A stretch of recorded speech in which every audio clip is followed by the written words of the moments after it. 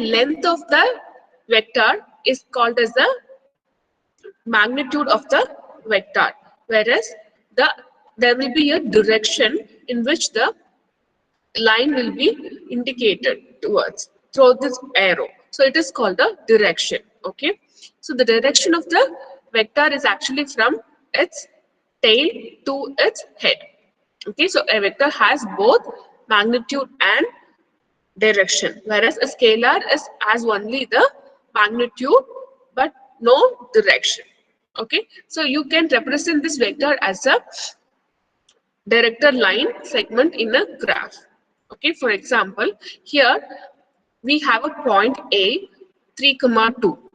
Okay, so it is like, marked here in the graph, and then the vector, the line segment is actually the vector for A. Okay, the direction is actually is pointed towards upwards.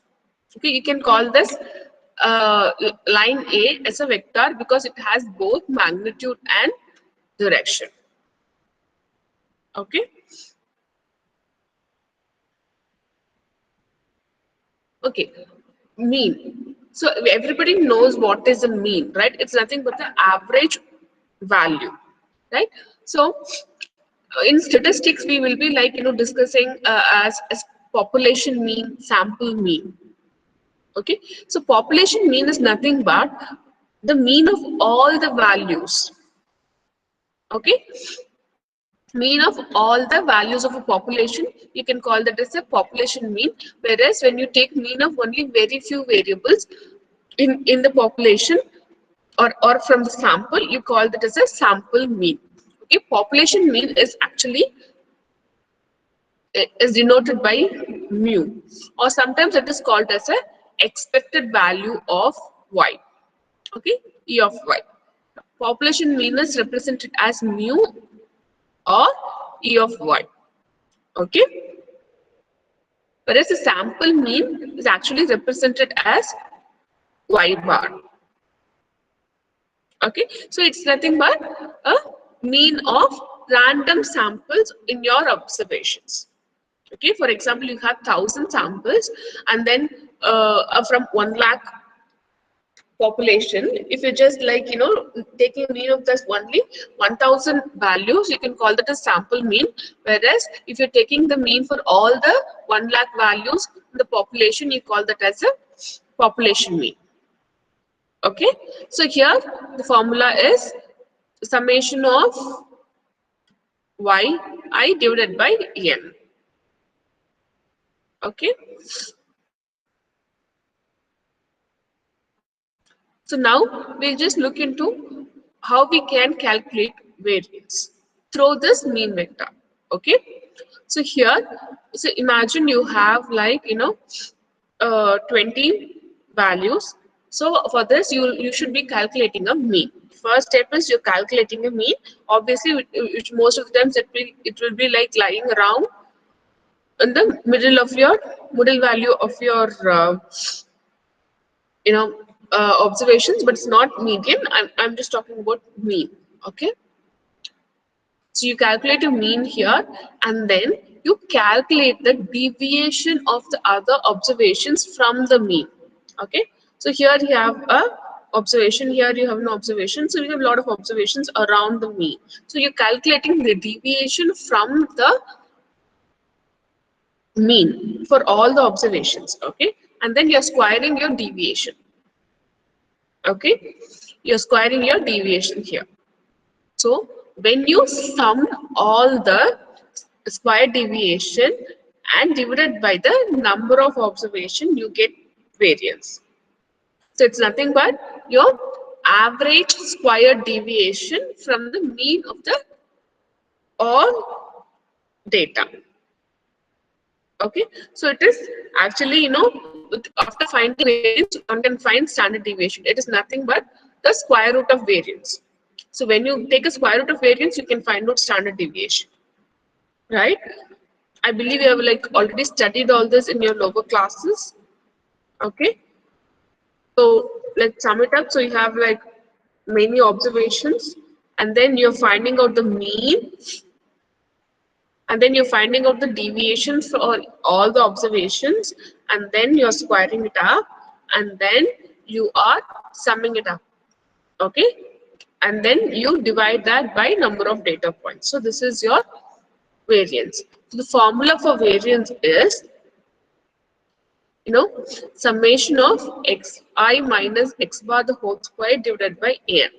So which means you are finding out the mean first, which is x bar, okay, and then you're finding out the deviation from the observation, and then you're squaring it out, and then you're dividing it by number of observations, which is your variance, which is denoted by sigma square.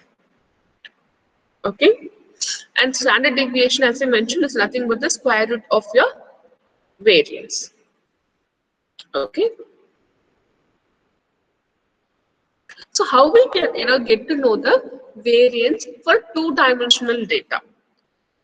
Okay, so I have x and y values. How do I calculate the variance for two-dimensional data?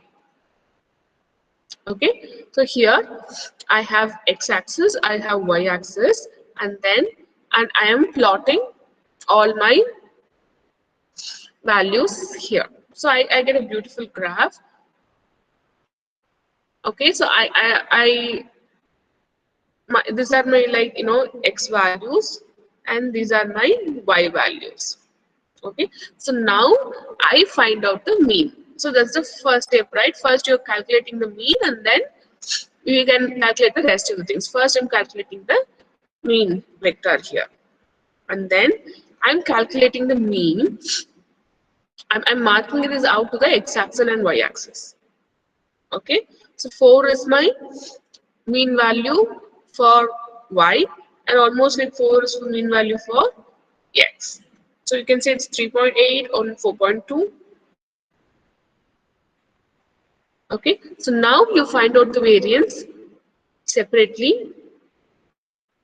Okay, for x values and y values, but with variance, actually we cannot able to find out the relationship between the any variables.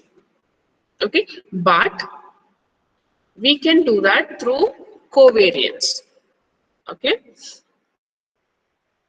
so when you say covariance, we have variables x and y, okay, as I mentioned earlier. So, and then we might say the x and y will co-vary.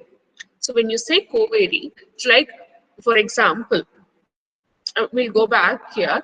So imagine the point here, this point, okay, in the graph.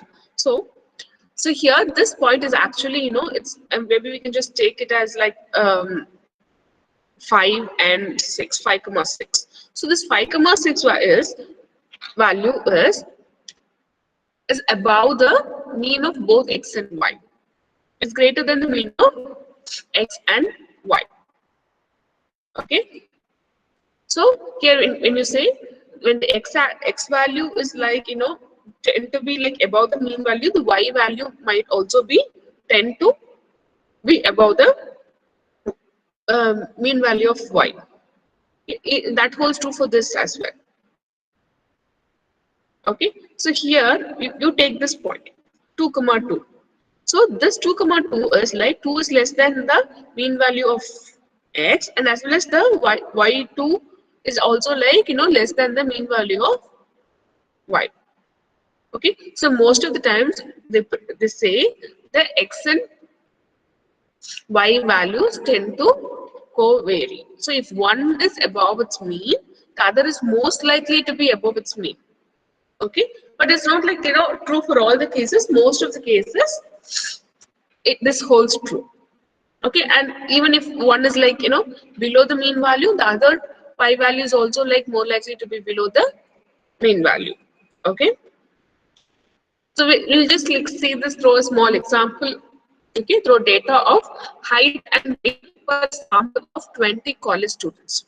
Okay, so we have x-axis values and y-axis values. So x is nothing but your height of the college students, and y is the weight of the college students. So we are going to plot this in the graph right now. Okay, So we have calculated the mean. Okay, we have calculated the mean of x-axis of height and weights, and then we have plotted it here. Okay, so for the first value, so what is the first value? 69 and 153. 69 and 153. So for the first person, both the height and weight is below the mean value. For the second person, the height and weight are above the mean values. What is the second value? 74 and 175. Right? So most of the time, when the person is little taller, the weight is kind of always be more. When a person is shorter, the weight is kind of like comparatively less. I'm talking about normal conditions when the person is not obese. Okay, or when the person is not like malnutrition, because like they might grow tall but they might look lean, right? So they might be underweight. So most of the cases when the person like is taller, the weight will be higher, right? So we can say height and weight data co-vary with each other. So okay, so we have like 20 college students data, so that's why it's like that's one. So this is the fifth value data. So it's like it's almost the fifth person's x value is almost the same as the mean, whereas here it is kind of little above mean value, right? So here we can just say most of the data are like co-vary with each other. Okay, so let's see how we calculate the formula for covariance. So we all know what is the formula for variance. It's nothing but summation of x minus x bar the whole square divided by n. Okay, so here you're squaring the deviation. So, but here for the covariance, see, we are finding out the deviation and then we are squaring it, right? But in the covariance, what do? We are finding out the deviation to the x values, and then we are squaring, finding out the values, deviation values for the y values. Okay. Hope you're able to like understand this. So instead of like x bar xi minus x bar, we have yi minus y bar. Okay, so we can say this is the formula for covariance. Okay, so when the variance of x is always equal to the covariance of ex, because we are squaring the deviations, whereas for a covariance of two variables is always equals to the covariance of, I mean, the covariance of x comma y is always equal to the covariance of y comma x, because even if you interchange these values, nothing's gonna happen because it's just a product here. Okay, hope you're able to understand this formula. So nothing is happening. I'll just repeat once again. So the variance of a formula is xi summation of xi minus x bar the whole square divided by n. So you're actually squaring the deviations. So instead of squaring the deviations, we just like find out the deviation for the x-axis values and y-axis values, and we find a product of that and then divide it by number of observations that we have. Okay. So covariance of x comma y is always equal to the covariance of y comma x, because it's always the product of the deviations from its mean value for both the x and y values.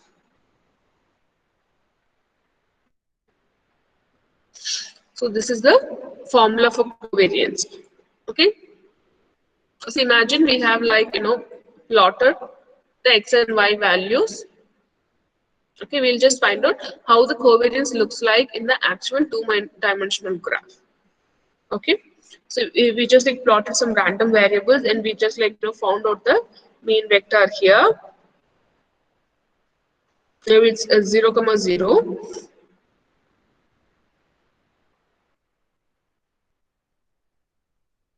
Okay, x bar is 0, y bar is 0, which is the mean value of both random variables x and y. And then we can just like take a point here which is x1 comma y1. Okay, so we are saying x1 minus the mean of x is less than 0. So imagine this is minus 3. Minus 3 minus 0 is minus 3, which is less than 0. So here it's minus 4. Minus 4 minus 0 is minus 4, which is true. Okay, so here both the values are below the mean values. Okay, so same wise I'm taking this point, so we can just say y equal to 3, x equal to 2. Okay, what's happening here?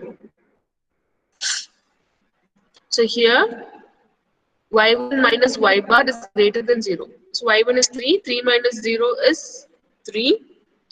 Here 2 minus 0 is 2, so it is greater than 0. So at this point both are greater than, both the values are, both the deviations are greater than 0. X deviation is greater than 0, deviation of y value is also greater than 0.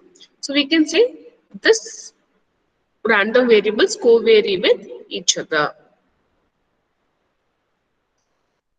Okay. Okay, now we have a difficult situation. Okay, so we have like kind of trying to divide this graph into 4 different parts. Okay, 4 different quadrants.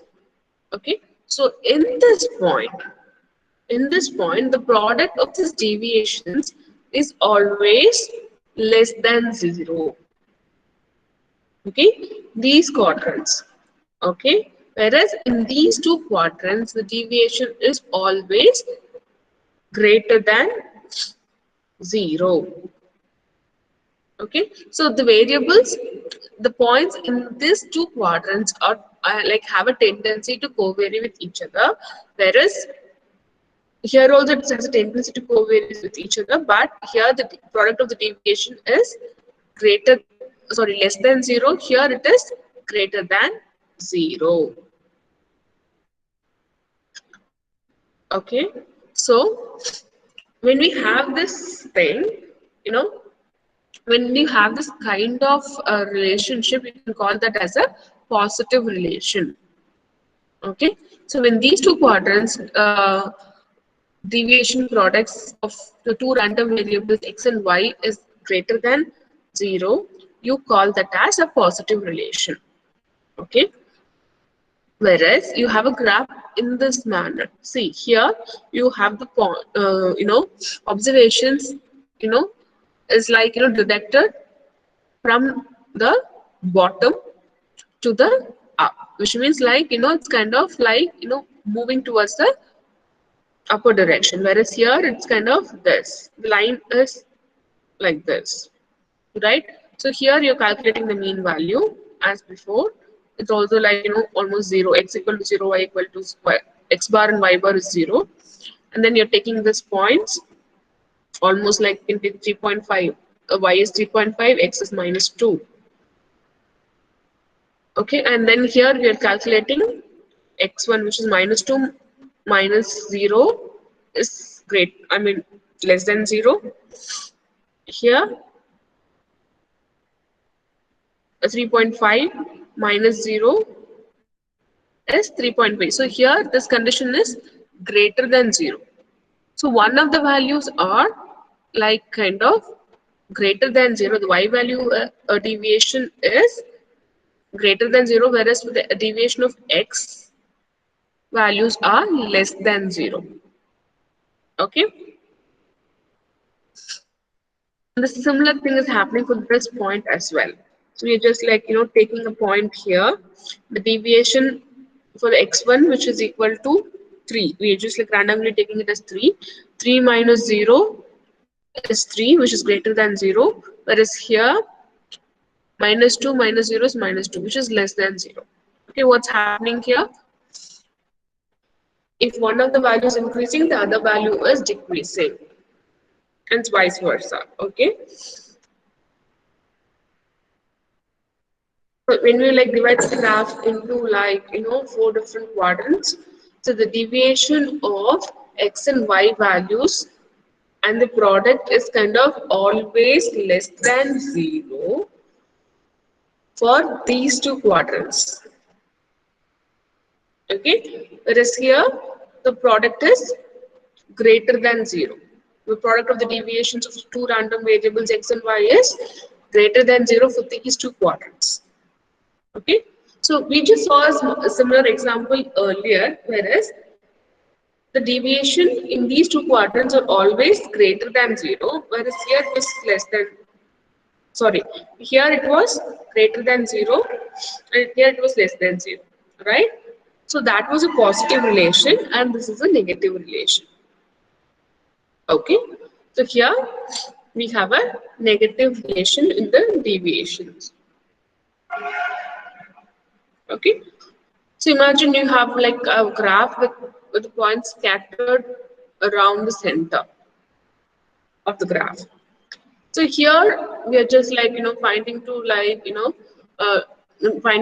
trying to find the covariance. So we divide this graph into 4 different quadrants, and then we see the deviations are less than 0 here and greater than 0 here.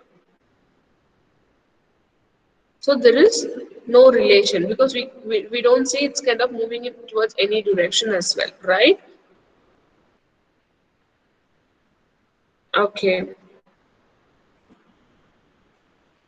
Okay, we will talk about correlation a little later. So hope we are able to understand what we have discussed so far. So we just talked about what is a mean, and then how will you calculate the population mean, sample mean, what is the difference between a population mean and a sample mean, and then we discussed what is a variance, how to calculate variance for a given observations and also for a two random variables x and y, and then we discussed how to calculate the covariance, and then we just discussed about how we can able to like find relationship in the data through covariance. Hope you had a better understanding on this. Any clarifications on this, guys? No, ma'am. No, ma'am.